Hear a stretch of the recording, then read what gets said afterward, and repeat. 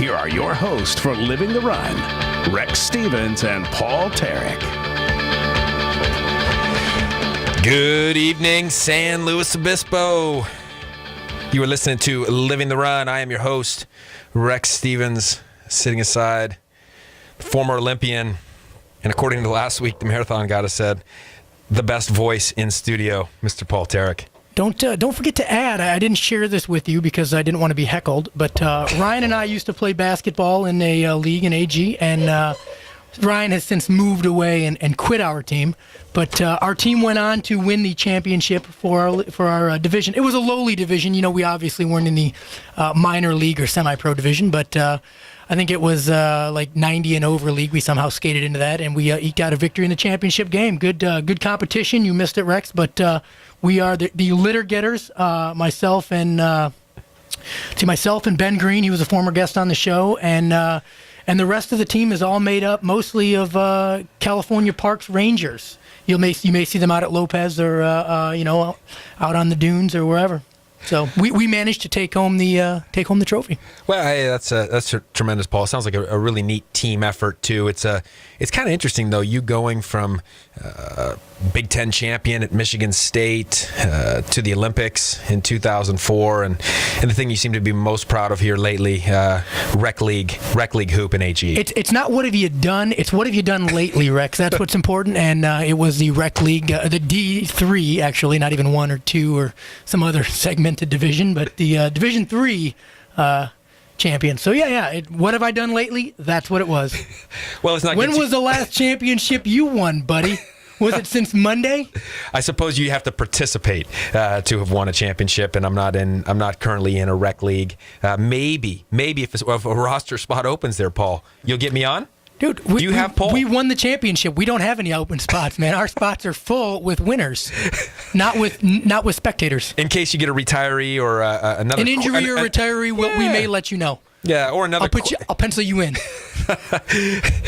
Probably behind Max though, because I'm going to be honest, Max looks pretty quick. Well, let's make sure that we get Max in. We're also joined in studio, of course, by our great producer, Max Woodcock.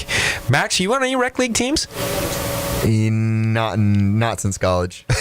Not since college. He's not participating either. Hey, let's get right to the show. We're going to have a great show here today for you listeners. You can always follow us on livingtherun.com or find us on Facebook and twitter.com. But we're going to be talking brain health.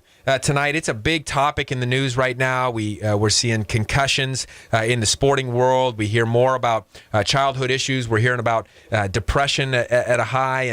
And so we've got a functional neurologist out of Dallas, Texas, done some absolutely amazing work internationally as well as nationally to talk what's the latest going on in brain science. How can we treat these things effectively? And more importantly, how can we get the maximum out of our brains?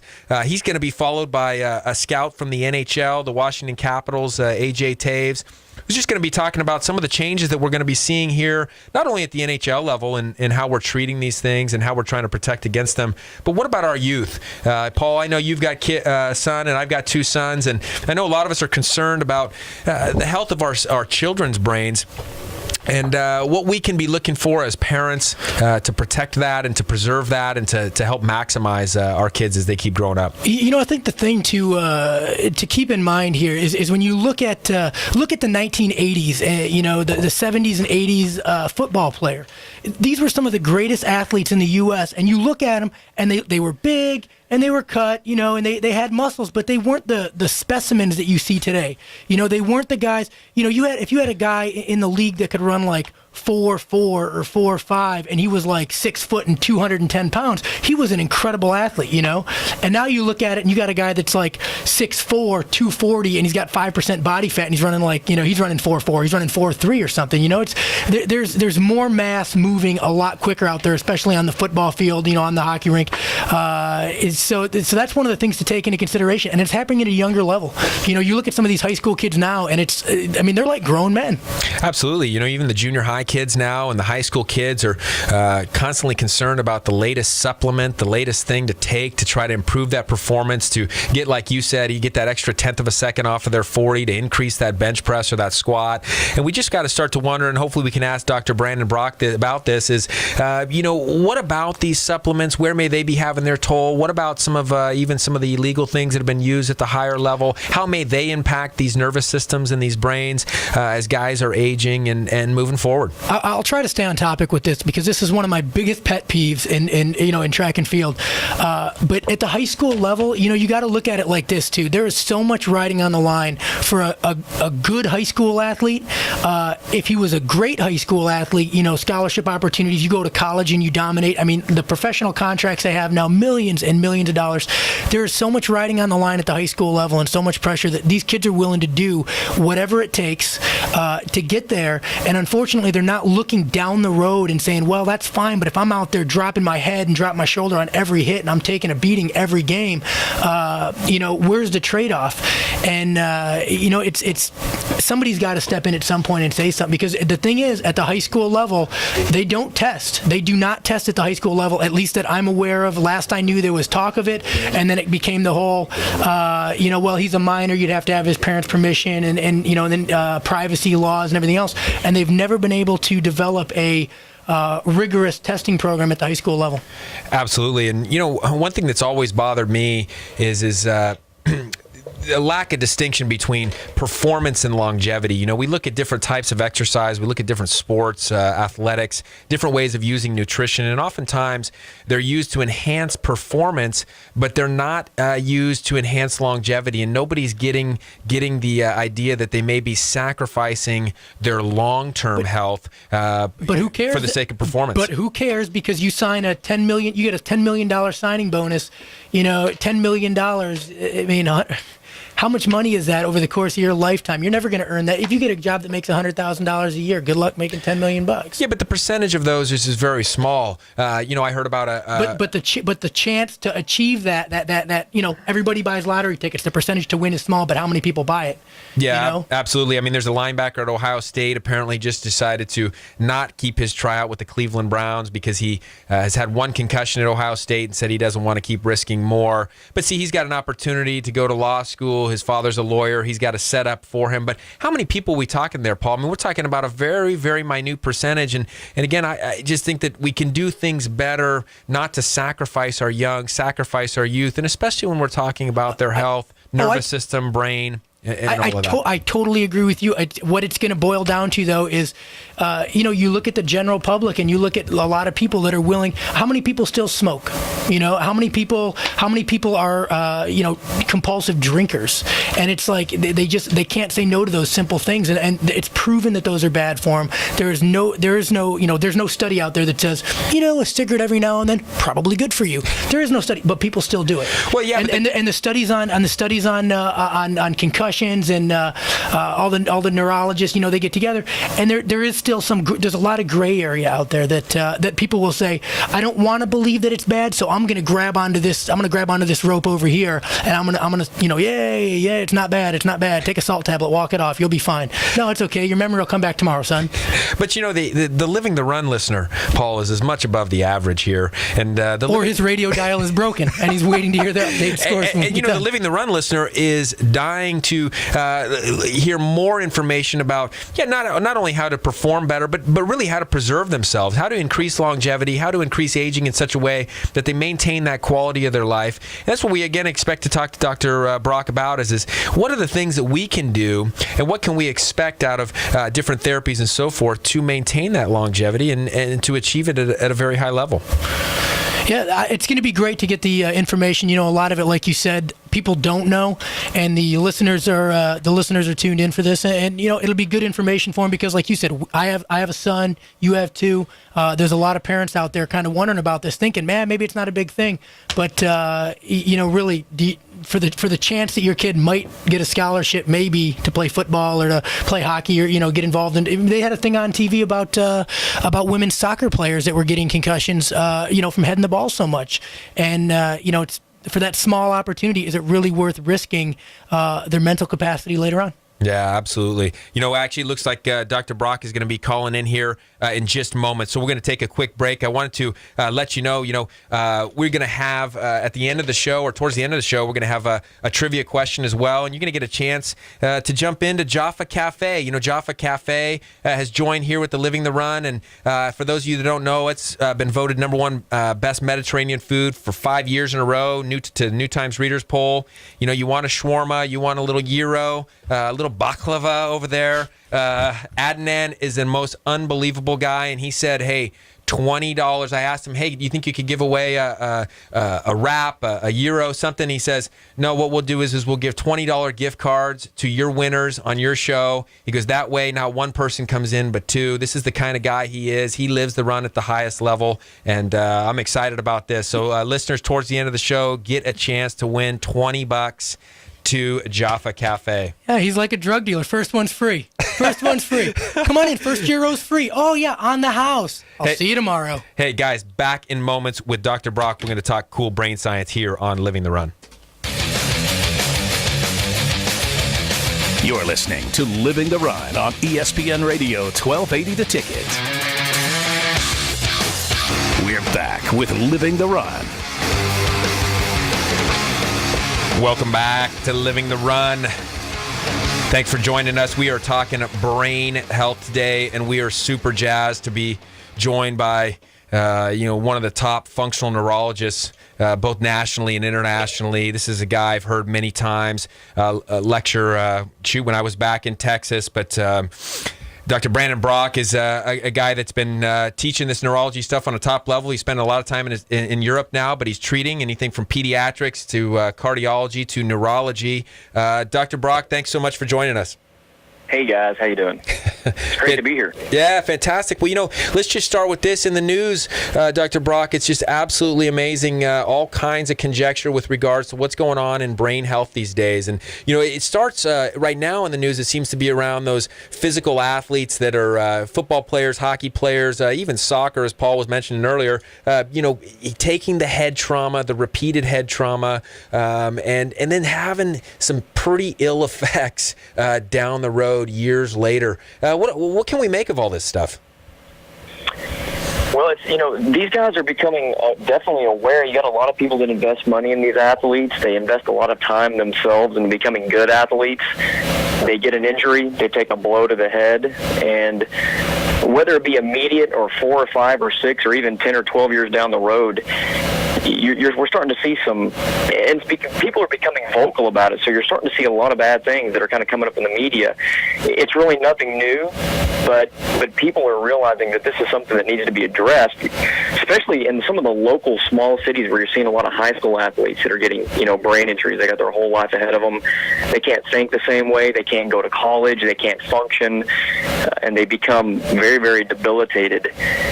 And so there's a lot of people that are becoming aware of this. There's a lot of people that are just sort of coming to the conclusion that there has to be a heightened level of awareness, and people have to be informed of the possible things they may face down the road with some of these high-impact injuries. And so that is kind of some of the stuff that's kind of come about. And some of the treatments are just sort of like, well, let's just live with it. And they're finding out now that there's lots of things. We've been doing lots of things where maybe you can make a difference in brain function so that you don't have so much disability. And that's where a lot of the interest is coming in with these professional athletes. It's kind of been a hush-hush deal. It's like, I'm a professional athlete. I've had a brain injury. I don't really want this to, leak out because I can't let it happen to my career. Some of these guys are now coming out because they realize there's people that can actually help them. And that's where there's also been a lot of interest as well. Well, hey, take us through some of that therapy change. I mean, what's changed in the realm of therapy? I know Sidney Crosby was kind of a big high-profile guy out of the NHL that was having problems up there in Pittsburgh, and it almost kind of seemed like the medical crew was at a loss at one point, but then it sounded like he had gone down to Atlanta, started some new therapies, actually with Dr. Terek. I know a guy that you've worked very closely with. What's changing there? How are we making some of those changes that you're talking about, and not having to settle with just live with it? Yeah, there's two worlds when it comes to brain health. I mean, if you get a bad head injury and you have a skull fracture, or you have a, internal bleeding, or you have something that needs to be dealt with, in the emergent situation, You go to the ER, you go get things done so that, you can save your life. But then there's sort of this after effect where, the MRI doesn't really show anything, but physiologically people are debilitated, okay? And so there's tons and tons of athletes that are in that category. They just functionally don't work the same way anymore. The brain is really interesting because it's like this organ that has these plastic properties to it. And what I mean by that is it's functional. It can upregulate function or it can downregulate in function, and different portions of the brain can function differently after a head injury, yet nothing shows up on imaging. And what we found through functional neurology are different types of therapeutic, I guess you could say, interventions, is that we're figuring out ways to find out certain parts of the brain that just don't work the same way anymore, and then stimulating them to sort of bring them back online so the brain as a whole functions better. So an athlete may have, better balance. They may get their coordination back. They may get their fine motor skills back. That is something different than the traditional medical community has kind of done. And a lot of the traditional medical community, once they've sort of gotten through that acute situation and they know that, somebody's going to live after a traumatic brain injury, they're just kind of like, okay, you're going to resolve. Let's put you in a dark room, give you some sunglasses, and just let you rest. And we're finding that when we engage them in certain physical activities and activate certain parts of their brain at a rate that they can tolerate, that they start to function better and they start to gain some of their skills back. And that's just sort of the rehabilitation that we've been doing with brain. I mean, trying to put it in sort of a simplistic point of view. And it's been working. It's been working very, very well. Now, Doc, is this a time-sensitive issue? I mean, obviously, you want to try to fix the problem and prevent future problems as soon as possible. But let's say you have a concussion in high school. You have 2 concussions in high school. You go through a couple years, maybe you graduate college, and you just know that man, I'm a little cloudy still. There's some things going on. Is this something you can go back later on and and have checked out and start to regain function back? Yeah, I would say that's yes, yeah. And here's the really interesting thing, that when you're looking at brain science and some of the newest literature on concussion and traumatic brain injury, we find that there's certain different cell types in the brain. You've got neurons and you've got glial cells and you have a blood-brain barrier. You have all these different components.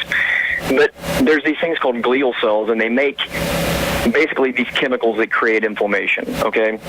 And these guys, once somebody gets a head injury, these glial cells become primed. So you have a head injury, they create inflammatory substances. It helps with the healing process, but it can also do some neurological damage. Well, these cells get sensitized every time you get a head injury. So you get a head injury, they get sensitized, then you're more prone for another head injury, and then another head injury. And what happens is, let's say you now get an infection, or you get the flu, or you get a stomach bug, or you get something else that creates inflammation in the body.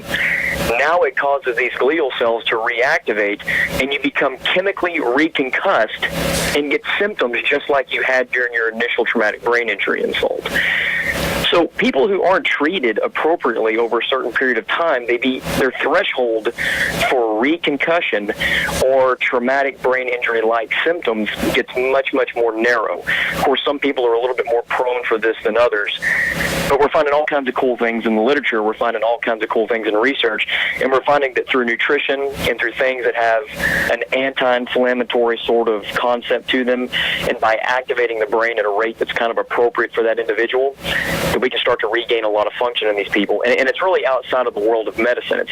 There's not really a lot of medications that do it, and there's really no surgical procedures that do it. And it's not that those things aren't important, but looking at it from kind of a team approach, there's really kind of a place for everybody. And so I guess to answer your question is, it is appropriate to get treatment early on so that you don't get a person that narrow of that margin of reactivation gets closer and closer and closer as they go through their life. I've heard we're talking to Brandon Brock, Dr. Brandon Brock out of Dallas, Texas, a functional neurologist. Dr. Brock, I've heard you say a couple times now what the patient can tolerate or what a person can tolerate. I've heard you before lecture and use the term kind of metabolic metabolic capacity of maybe those nerve cells. How are we judging that stuff? And when you say the medicines seem not to be treating it all that well, surgery not all that well in these functional cases, what are we doing to assess that tolerance patient to patient? What are some of these types of therapies that you might be using, and what can people look for in healthcare practitioners around their area that might be able to assist in this kind of stuff? Well, that's a good question, and everybody has a metabolic capacity. I mean, your brain has to have several things in order to function appropriately. I mean, it has to have activation. Brain cells have to be activated through movement or through stimulation. If you take that away, the brain will, basically start to deteriorate, and it will basically disconnect. We know that. There's a lot of studies that show that. The other thing is you have to have fuel, not just activation, but you have to have fuel. That means you have to have good oxygen supply. You have to have good blood glucose. You have to have the ability to metabolize fuel the right way. So here's kind of what we found. From a metabolic point of view, somebody has to have, you have to be able to correct blood sugars and dysglycemias. If somebody has dysfunction in that, those things need to be corrected. They can be sort of a compounding factor to somebody with a head injury. If somebody has a problem with carrying oxygen, so if they're anemic, that might compound it. If they have some sort of, respiratory type of situation where they have asthma, bronchitis, chronic obstructive pulmonary disease, like in the elderly, that might compound getting, fuel to their brain. Certain people are just genetically more prone to inflame.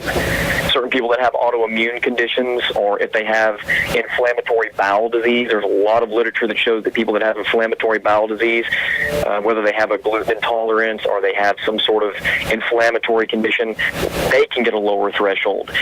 So one of the things that's important is being able to assess your patient, not just from their neurological capacity, but then saying, what are the other things within their healthcare tree that could compound inflammation, deterioration, and, kind of mess with fuel and activation. And so whenever you're looking for somebody to sort of treat a patient or to treat you if you have a head injury, you need to kind of find somebody who can deal with all those concepts and give you, the big picture for your health. Hey, take head injury out of it for just a second. I mean, we were talking about performance versus longevity. I mean, it sounds like what you're saying is when we get into, you use the term dysglycemic, we talk about the mess that we've got with obesity and type 2 diabetes. Just take the average person. What's it doing to their brain? Well, it's like this. Everybody over time is going to have a little bit of brain deterioration. I mean, once you hit about the age, 28 to 35, your ability to make, ATP within cells is going to go down. So, I mean, it's an inevitable process. But if you take that person that's been dysglycemic and inflamed for a significant period of time, they're going to slide downhill faster. Probability, okay? If you take somebody that has a lot of oxidative stress, has a terrible diet that's pro-inflammatory, and is, very, very deficient in good foods, then they run a higher probability of sliding downhill faster. So again, just like you said, take traumatic brain injury out of it. Let's just say any other neurodegenerative disease, whether it be somebody who's genetically prone for Parkinsonism, or they're genetically sort of, prone for Alzheimer's disease or dementias. All of these people are running the risk at an earlier onset and a greater magnitude of disease if they live their life in a way that is just reckless and destroying fuel and creating a pro-inflammatory diet. If they live like that through their 30s and 40s and 50s, I mean, they're sort of setting themselves up for a higher incidence of all these neurological diseases that are becoming more and more and more common. One of the things that seems tough out there to me, and again, we're talking to Dr. Brandon Brock out of Dallas, Texas, a functional neurologist, talking brain health here, is you mentioned a couple times in the terrible diet. One of the things that seems to bombard people, including our listeners, is you just need to get your brain healthy. You just need to eat more blueberries. To get your brain healthy, you just need to take the fish oil supplement. To get your brain healthy, you just need to take Protandim. It's just one after another pill to take or the quick fix. What are the key nutrients that you're seeing in patient recoveries that are either deficient or are necessary to get in, and how are you guys going about getting them in to these patients? And again, we're thinking kids here, we're thinking about the average person, not just people that have been concussed, but just average brain health to avoid those things, like you said, early onset dementia, early onset Parkinson's, early onset Alzheimer's. another good question, and that is, every single person is an individual. It's really tough to say, hey, one product is going to be great for every single person in the population. You mentioned blueberries, you mentioned Protandim, you mentioned certain supplements, and all these things are really good, whether they be antioxidants or they support glutathione or they, decrease inflammation. One of the things that I think is important is that practitioners have got to be able to maintain the art of individualizing treatment. I mean, you have to look at somebody and say, look, your weak link is X, Y, and Z. I mean, maybe it is the fact that you are dysglycemic or pre-diabetic, okay? If that's the case, blood sugar has to be in control. Or maybe you're prone for some other condition. So one of the first things that has to be done is good histories, good evaluations, lab work when necessary, a good physical examination. And then people have to individually be looked at for who they are, genetically, what they're prone for. And then, some of the things that just help with brain health is, the first thing I say is don't eat foods that you're reactive to. And something may be healthy for one individual, but it may be very, very unhealthy for another person. I mean, for me, for instance, dairy, and I'm not saying that dairy is bad or good. What I'm saying is, for me, dairy's terrible because I'm allergic to the casein and the whey proteins. They're very inflammatory in my system. So even though they may be a good source of calcium, anytime I have it, I get pro-inflamed and I don't feel right. I have mental fogginess, and I just feel like the mental edge has sort of been taken down a notch. So with my patients, I'm like, what are the triggers? What are things that are pro-inflammatory in your diet? And then high levels of antioxidants, things that will reduce the amount of systemic inflammation. And then we have all kinds of nutrients, things that will upregulate mitochondrial health, that makes the cell have energy, things that will stabilize the cell wall of a neuron, like essential fatty acids. We have certain nutrients that will actually downregulate inflammation in the brain by those glial cells that I was talking about earlier. They get primed to damage the brain. So when we look at a patient, we're like, what do you individually have? What are we dealing with here? What triggers your symptoms? With Living the Run. Awesome interview, Paul Terek. That was fantastic stuff on brain health. Extremely impressive stuff from Dr. Brandon Brock, and insightful stuff, something that we could take away ourselves, and just little pointers that we could add to our own lives to preserve our brains and maximize what we got. Yeah, I think he hit on a big thing. It doesn't really matter how long it's been. I think everybody out there who's been an athlete at some point or been active, even as far back as high school, I think a lot of people can remember, one or two incidences where you may have bumped your head or a big hit in football or something where you didn't feel quite right afterwards. Like I was telling you, I ended up with a concussion or two in high school, and the funniest thing was after the CAT scan, it was like the coach was like, "Oh, okay, everything was good. All right, we'll see you practice tomorrow," kind of thing. It was like they never thought anything about it. But it's good to hear that they're finally being proactive and they're trying to catch things early, and not only just respond to the symptoms, but they're trying to be proactive and prevent them from happening. Absolutely, definitely making some strides along the way when it comes to brain health. Hey, now's the time, Living the Run listeners. For those of you following us, livingtherun.com, as well as Facebook and Twitter. Here's your chance to win a $20 gift card to Jaffa. Jaffa Cafe, again, voted #1 Mediterranean food 5 years in a row here in SLO. If you haven't been there and you have not met Adnan here in San Luis, they also have a new location in AG. The $20 gift card goes to either one. You've got to meet this guy. He exemplifies what it means to live the run and the way he runs that business.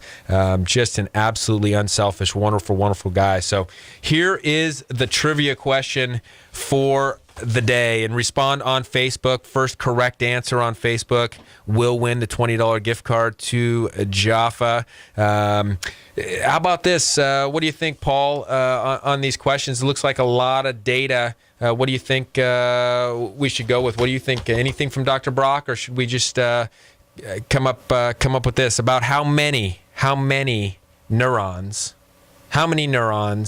in an average brain?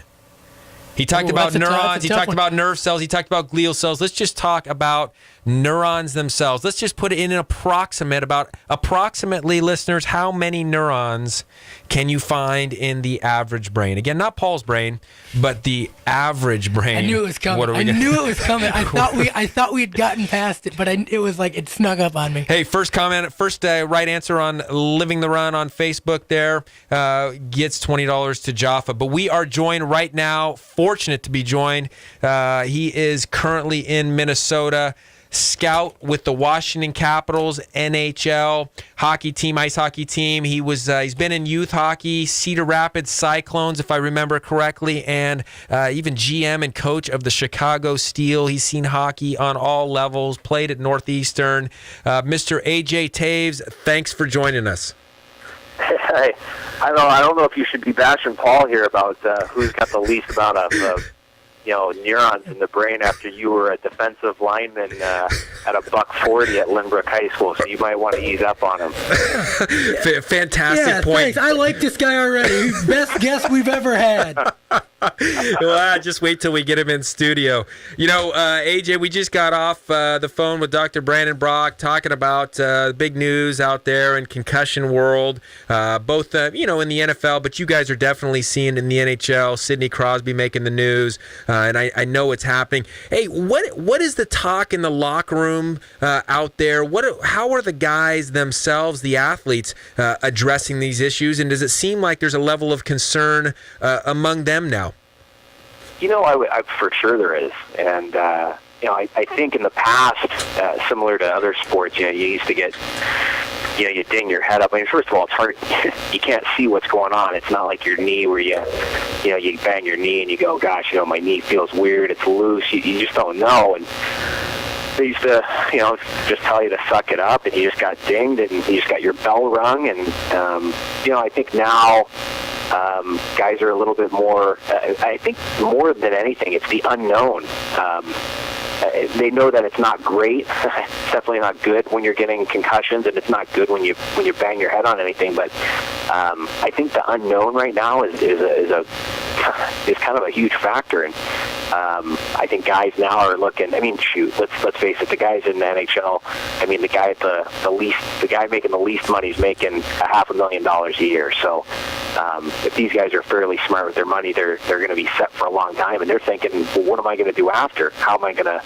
What is life after hockey going to look like if my my bell's been rung too many times? So I think they're definitely taking notice here of what's going on. No, but you're out there scouting now, so let's kind of step backwards away from the guys in the league, and let's look at the guys trying to make it to the league.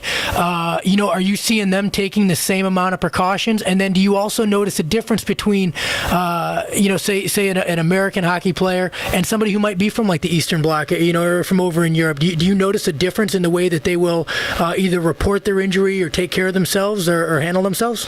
Yeah, I don't have firsthand knowledge of what guys are doing, but I have talked with friends, and I know guys that have played in the minors, and it's similar to football. They used to always say it's hard to make the team from the bench, and it's hard to make the team from the dark room too. And not to mention when you're younger, you start getting a lot of concussions. I mean, I think what they've seen in guys is that you get concussions, and depending on how fast you come back, you tend to get more concussions. And it's all, I think some guys, it's a biological thing. I think some guys are just more apt to get more concussions than others.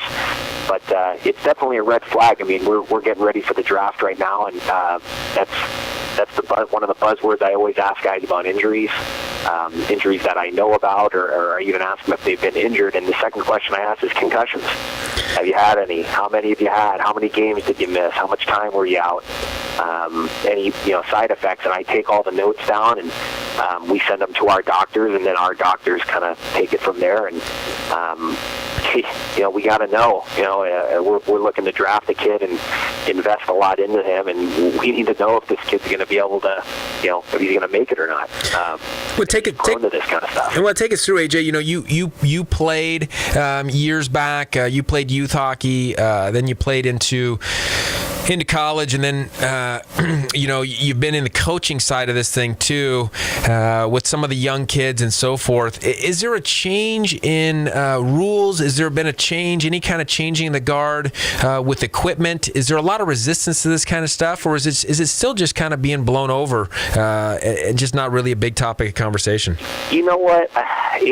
People talk about, I hear this quite a bit about, guys are faster, they're bigger, they're stronger, the collisions are at higher impact, and all of that is true.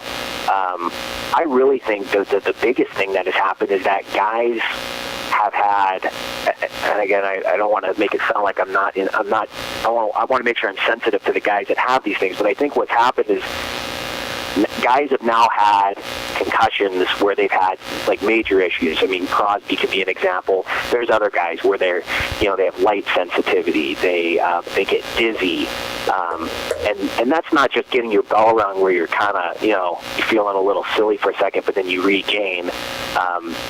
These are things that are lasting guys weeks, months at a time. My guess is, and this is a guess, I think this stuff has happened for a long time in sports. You can argue that the equipment now is better than ever. I think the equipment being better than ever, along with guys getting faster and bigger, are kind of almost a wash. I mean, my dad played football back in the day, and I've looked at his helmets that they played with. I mean, it's ridiculous. I mean, we could probably come up something together in your studio with whatever's there that would have given him better protection than what he wore. I think a lot of it has just been people and doctors and staff going, hey, like being sensitive to light, that's not normal. And that's not right. Like, we don't know what's going on up there, but there's something not right. Having headaches 7 days straight or 2 weeks in a row, that's not normal. And give us a take on that. We're still trying to figure it out right now. Well, give us a take on that. Your dad did play back in the 70s. You're being nice and humble there, but your father did play for the Pittsburgh Steelers and won 4 Super Bowls, I know, with them. And those guys were using different equipment at the time. Dr. Brandon Brock kind of suggested to us that, just as you did, that look, these head injuries have been going on since then and even before. They just weren't talked about nearly as much. But what's your dad's take on the whole thing with guys that are now been out of the league like himself for the last 30 years? What's he seeing in some of those friends of his that played? My dad doesn't talk a lot. Rex has met him a few times. He doesn't talk a lot about football or kind of what he did, and I kind of have to pry information out of him. But one of his teammates, Mike Webster, and if you watch ESPN, they've had Webby on and pictures of him, and he's kind of one of the worst case scenarios. What that happened is, and what they think has happened is he played center, was a big time player, and they think just after repeated blows to the head, it helped kind of kick in Alzheimer's and various other probably brain issues, and he kind of lived a really sad life toward the end of his career. I think his brain kind of went, and I think some guys were taking advantage of him financially and different things. And those are real. I mean, it's real. What my dad actually thinks, I would test my dad deep down as hoping that this doesn't happen to him. Absolutely. He'll never say that, but my guess is that he's seeing his own teammates go down. Absolutely. And I don't. Like I said, I think he just kind of doesn't talk about it. And I think that's what happened. That's happened for years. Guys just didn't talk about it. Now it's being talked about, and it should be. Well, absolutely, and we definitely appreciate you coming on, and that was the whole point on this show, Living the Run, is we're trying to bring up things that just simply are not being talked about. They're not being communicated at a high enough level, and people may be suffering along the way. I'll just say this, Paul and I both have boys, but you may be fortunate to have the 3 girls there, less contact sports to be affecting that. That's not a brain. trade-off. He's got 3 girls. There's no way. Because he's going to actually have to commit a crime maybe when they turn like 16, 17, 18. We don't have to do that, Our kid might not be able to walk straight, might not be able to stay in a lighted room, but he's got way more to worry about. No way. Not an even trade-off. I think one of the big things, and I heard someone talk about this the other day, and we were kind of a couple of guys, and we were kind of talking, where does this all fall? And I think the biggest thing is, you guys got boys, and you know what, if I end up having a boy or my girls want to play hockey, I'm not going to discourage them from doing that. But I think parents need to know, coaches and parents need to know what's going on. And really, coaches is where I would really put. I mean, parents need to know, but really coaches do, because during the course of a game, if you have a kid in a hockey game that gets hit in the first period and he's dizzy, and the coach is one of the old school guys and says, "Hey, just go back out there and do your thing," that's not right. And there's such a high pressure now, even in youth sports, which is kind of gross, but that's another subject for another day. But really, the coaches have to be looking out for this kind of stuff, and they know. I mean, they know when the kid's had his bell rung. I mean, I've had it happen when I was coaching, and it's like, hey, you know what, you're sitting, Absolutely. You're sitting. I don't know what's going on, but I sure as heck am not going to be on the bench when something bad happens. So you sit here, and we'll get you taken care of after the game, and have someone look at you that actually knows what they're doing, because I sure as heck don't. AJ, thanks for the honesty. Thanks for joining us. Thanks for giving us a little insight into the world of hockey and the world of what's going on there, head injury. And as you and I have said in the past, always wanted to be on the radio with you, and it was a joy to do it. So thanks, and we look forward to having you again in the future. You got it. Paul, if you ever need, I'll give you my number for speed dial if you need to keep Rex on the straight and narrow over there. Oh, I appreciate it. I'm going to get on you after the show here and get that from you. Sounds good. Thanks, AJ. We'll see you guys. You got it. Hey, when we return, still no winner yet. Maybe the question was just too hard, Paul. How many neurons does an average brain have? I mean, you asked a trivia question with the word neuron in it. Let's just do this. Let's do this one instead. When you are born, your brain weighs about how many pounds? We will get to the answer after that. That is to win a $20 gift certificate to Jaffa Cafe. We will wrap up the show with tips and takeaways in moments. You're listening to Living the Ride on ESPN Radio 1280 The Ticket.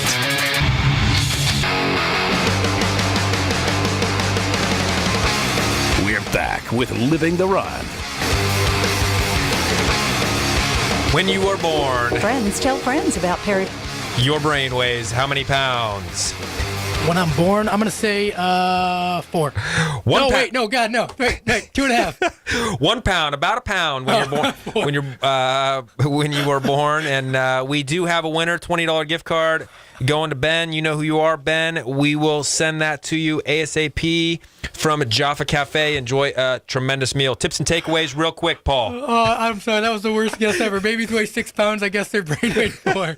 Tips and takeaway. I think the biggest thing out of today, or the best advice, was don't find a cookie cutter doctor. You got one chance at life. Don't go to a guy that's just running you through the mill and giving you the cookie cutter program. Get individualized stuff. Get things that are going to help you, that take all of your circumstances into account. Absolutely. I love that. And takeaway for me, too, is there's hope. You don't have to deal with some of these symptoms. There's hope to improve. There's hope to make progress, and pretty darn cool. Hey, next week we are going to be talking Mud Mash. Mud Mash that's happening up at Santa Margarita Lake this weekend. We will hear all the fun things out of that tremendous, tremendous race. Thank you for living the run with us.